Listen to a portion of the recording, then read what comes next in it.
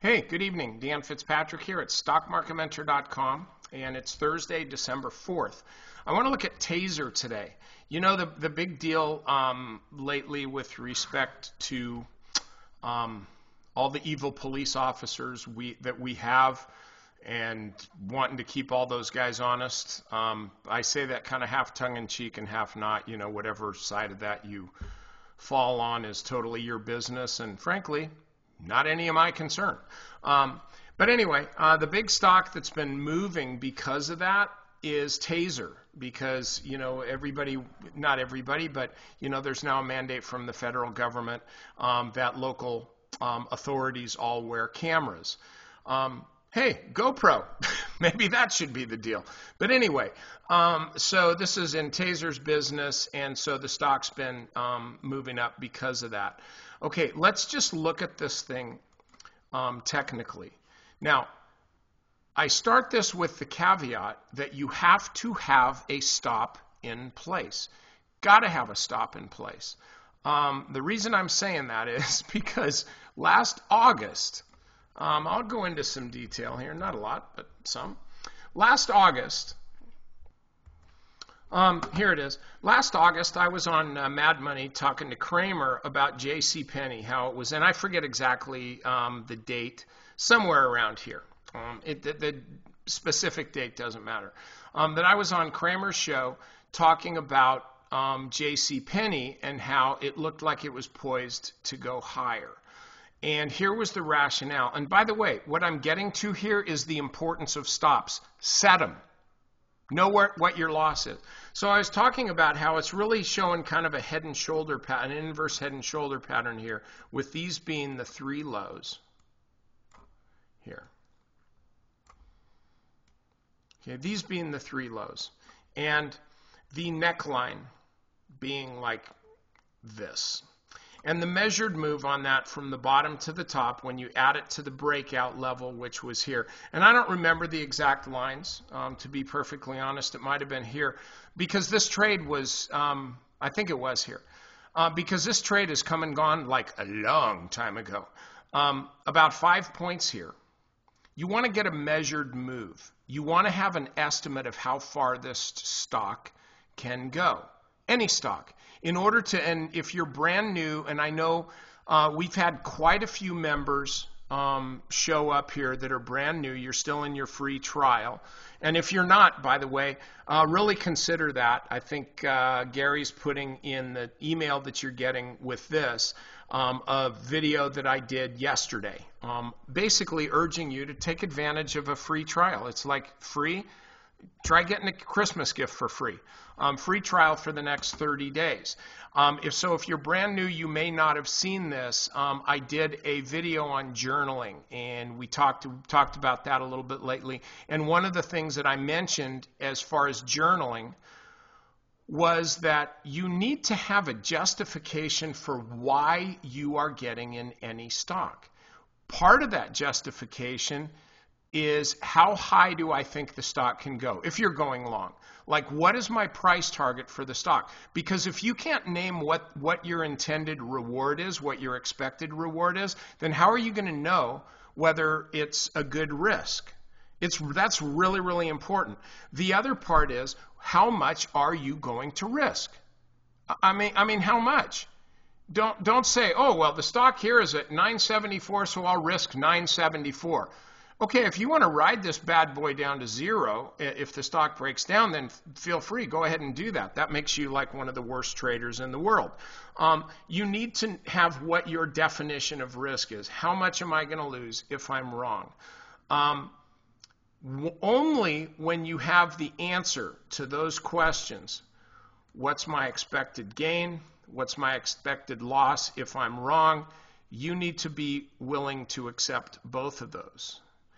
Only after you have that information can you then make another entry into your journal, which is why RHRN. And old members know that RHRN means right here, right now. Why am I taking this trade like today? Why didn't I take it yesterday? Now, maybe it's just because you missed it, and that's okay. We miss trades every day. Why am I taking it today versus, waiting till tomorrow, waiting till next week, whatever? In other words, is there anything compelling in the stock right here, right now, that prompts me to want to open the position? Okay, now, one of the answers to that may be, actually, there's nothing compelling in the stock that makes me want to enter it right here, right now. And that's why I want to enter it, because it's in a trading range. I think it's going to break out, but I don't know for sure. But it's in a trading range. And I want to get in before it breaks out. But, and this would be another entry in your journal, how much you're going to risk based on all the other information here. And I'm giving you pearls here, so pay attention. Really didn't have anything to do with JC Penne. How much are you going to risk based on the rest of your entries? If the stock is still in a trading range and it hasn't yet given you any indication that it's going to break out, then that is basically a high-risk trade because you're not really sure. And so if you're entering a high-risk trade, then the only way that you can risk an acceptable amount is to open a smaller position. Now, with that said, you open a smaller position. Why would you want to open a smaller position? And this gets to what your anticipated profit is. Here it was clear up at 15. Why would you want to get into a smaller position? What the heck is the point? Here's the point. Because if the anticipated reward is high enough, then it's fine. It's totally worth it to get in at an initial small position because you are going to have plenty of time to add to that position once the stock is working in your favor and you had the advantage of getting a lower cost basis on your first buy because you bought it when you still didn't have evidence that the stock was actually going to work. Just the way you had done your analysis, it seemed like it was going to. So, and please listen to this, the first part of this video again, because I know I explained it correctly, but there's actually kind of a lot of concepts here. You got to know all these things. You have to know all these things before you even enter the trade. Here, the biggest issue is, where does the stock have to go for me to be wrong? Does it have to be here? Can it be here? Can it be here? All of that is based on your analysis and on your reason for being in the trade. So anyway, I had mentioned that, we got this inverse head and shoulders, and when and if the stock breaks through this neckline, then we're likely to see a continuation of this inverse head and shoulder pattern with a measured move up to 15. Now, this is a couple important things about this. First of all, this is just not my wild ass guess that this is going to go up to 15. This is based on Technical Analysis 101. It's just this head and shoulder pattern and measured moves and stuff like that. This is not something that I invented. This is something that has been used by technicians for years, decades, probably over 100 years. I don't know because I wasn't around when it first started. So what I was applying was pure technical analysis. It wasn't Dan Fitzpatrick's opinion or prediction. It was an observation of what's happening here and then applying what I see happening here to just tried and true technical analysis measured moves. Those are subject to failure, and one of the things that, sorry about that, one of the things that John Bollinger, who I used to work with for a short period quite a while ago, one of the things that he had said was, everybody focuses on these patterns that are completed and they give you good information, but what they don't realize is a broken pattern gives you probably more information because everybody sees the patterns. Everybody's looking at the same thing, and everybody expects the same thing to happen. So if what has been expected does actually not happen, if it doesn't happen, then that tells you that there's a whole boatload of people that are going like, oh crap, what am I going to do now? So his contention was that you can get more tradable information out of a broken pattern than you do a pattern that's completed. Okay, so with that said, let's look at this. And when I was on Kramer, I remember saying, I actually don't remember it, but I'm positive that I did because I always do this as a part of my analysis. I gave a risk assessment. I said, whatever the level was, if this stock breaks below this level, this is wrong. You got to get out if the stock breaks below this level. But every so often, some troll pops up on my Twitter account. It doesn't happen that often, but every once in a while some troll pops out, and they typically know nothing about charting. They're probably focused on PEs, and point back to this call and charts don't work and this and that. Okay, well that's a bunch of hooey. So let me go through this, and then I'm going to get back to Taser real quick. I thought that this was going to be a 3-minute video. It's probably going to be a 15. So as we go through this, the stock actually works. I think it wound up going up to about 1150, and everything was good, right? Okay, and then somewhere soon, they announced earnings, and they stunk.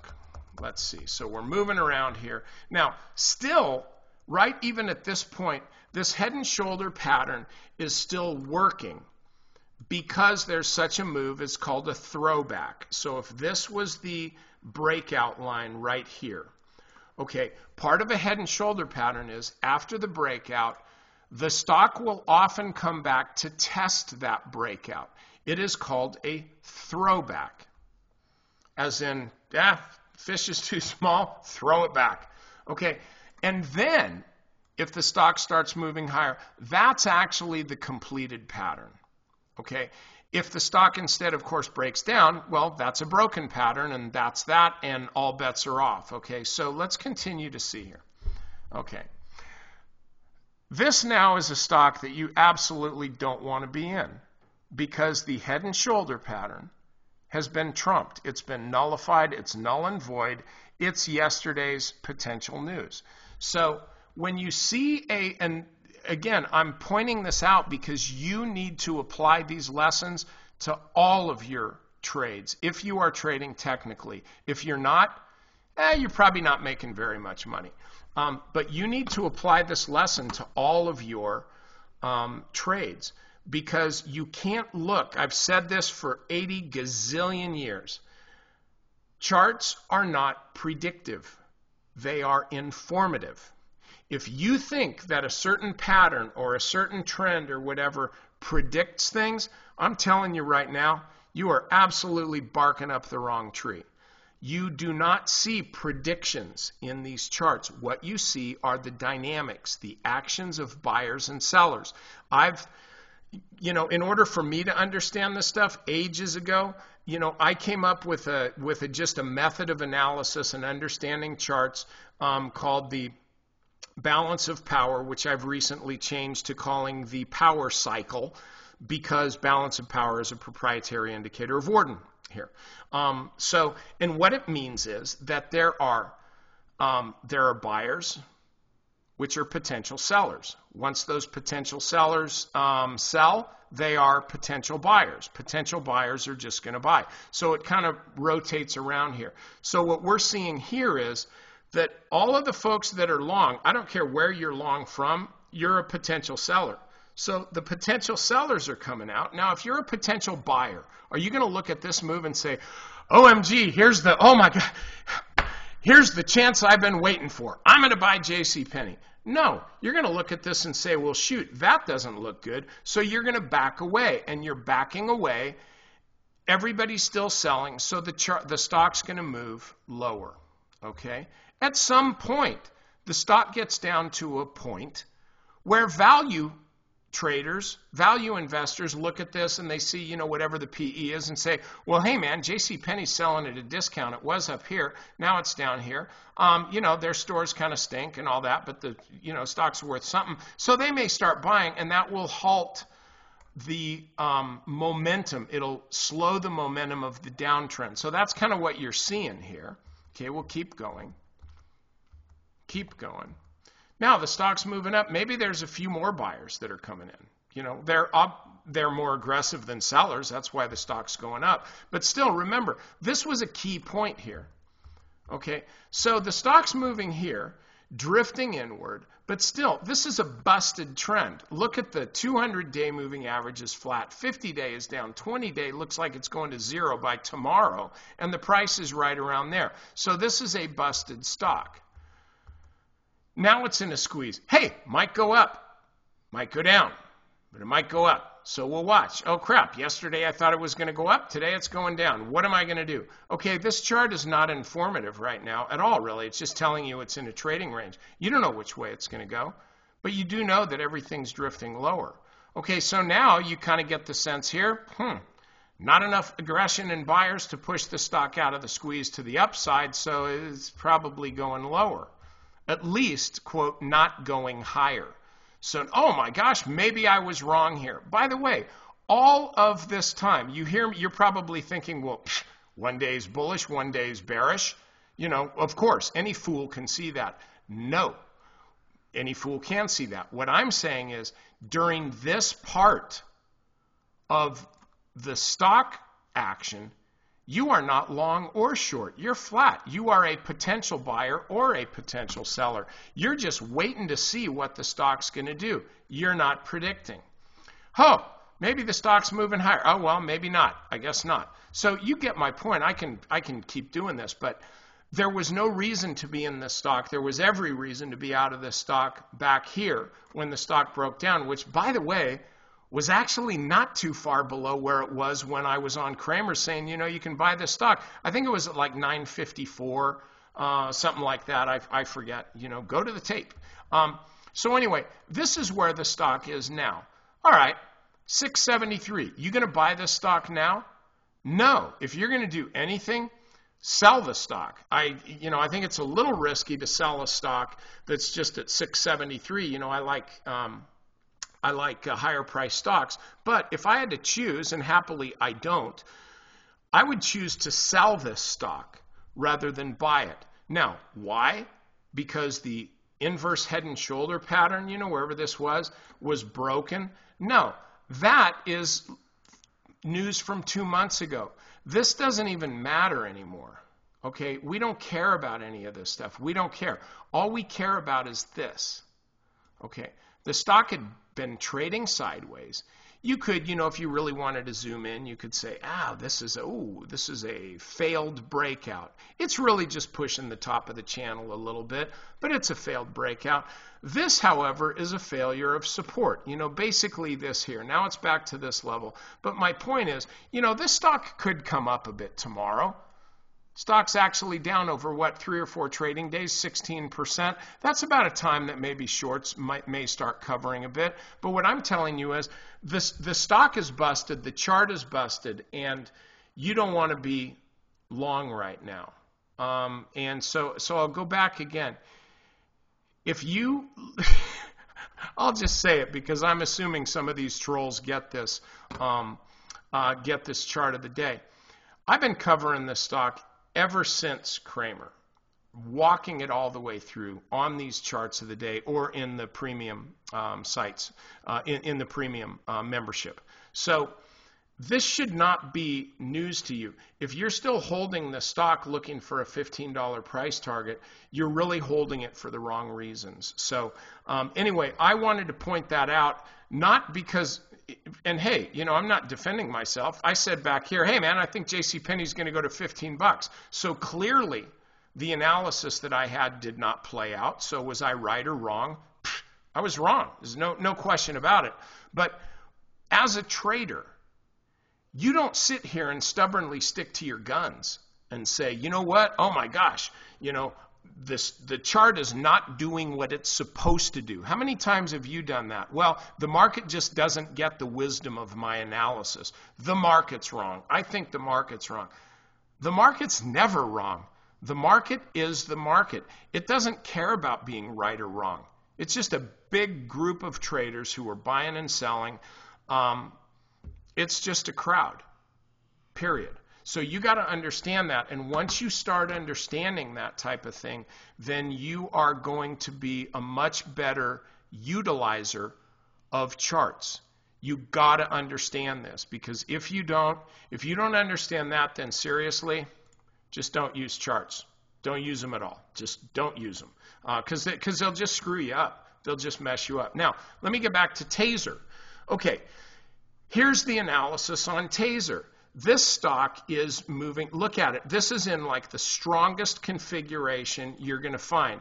The price is above the 20, which is above the 50, which is above the 200, all of whom are moving higher.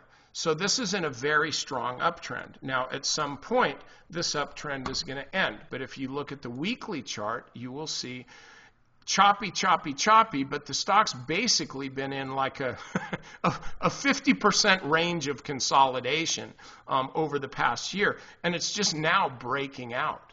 The stock's just now breaking out. And there's a reason for it.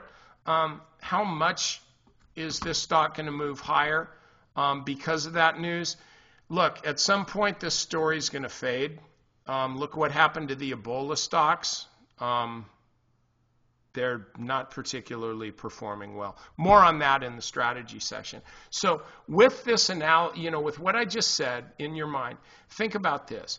I would buy Taser. There's only like a 3.3 days to cover short interest ratio on this. In other words, if only the shorts were buying based on the average volume, it would take them 3.5 days to cover, which isn't a high short interest. So this is not a short squeeze now. It's not a short squeeze. This is just real buying. So I would say as long as the stock remains above this 20-day moving average, the uptrend is going to be intact. It's walking along the upper Bollinger Band, and that's the strongest thing that a stock can do. It gets overbought and just stays that way. So Taser, in my view, is a buy.